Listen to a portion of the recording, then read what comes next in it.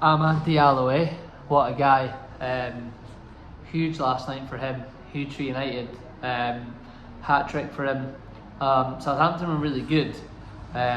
United give you a lot of space to be able to play. They still do give you a lot of space. Like, Southampton kept picking the ball up and playing one pass very easily through the midfield, and they had acres just to run at the United defence. And I think if you're playing against Man United, I don't think a lot of those guys want to be turning their back and running back the way.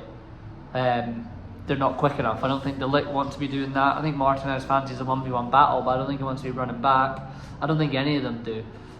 So good win for them, but as Amarin keeps saying, definitely not perfect. Still a lot to work on, but Amad looks like he's going to be the star boy of the new era.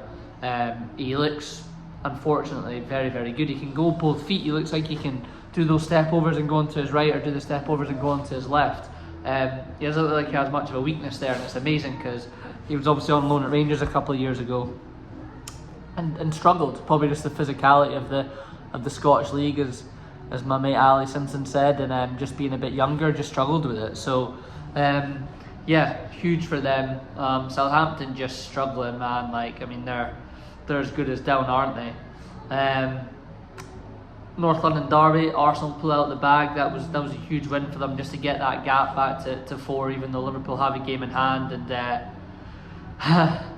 loved Arsenal growing up, watching them with Henry and that kind of era. But God, this team annoys me. Just throwing their arms up to the crowd, it feels like every 2 minutes, and getting everyone going all the time. I mean, Odegaard does it a lot, Gabriel does it a lot. Fair play, you're trying to get the crowd going. I get what you're doing, but I don't know, pisses me off. Maybe just because they're chasing Liverpool at the top of the table. But huge for them. Spurs just been poor this year, but if you take into context, I like to probably properly look at it stat wise, but look at their defence, man. It's absolutely been ripped to shreds. It's not great. So he doesn't change his way of playing. We know that. So it'll be interesting to see if he falls on his sword and dies on his sword before the end of the season, or even in the summer, with Spurs. So huge for them. It's a big weekend for the title race. Moyes back at Everton. Obviously they got beat again, missed some sitters. It's the problem when you're at the bottom, you don't have goals. And then Haaland signed a new fucking lifetime deal at City. An interesting one. Obviously it's going to be big bucks. Folk are saying 500 plus K a week. It's one of the greatest contracts in at least football history.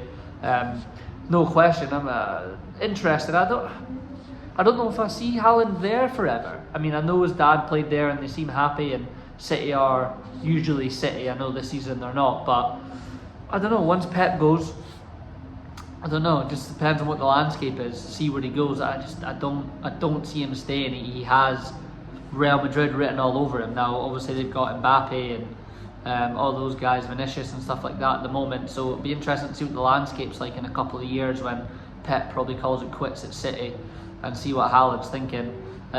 So interesting.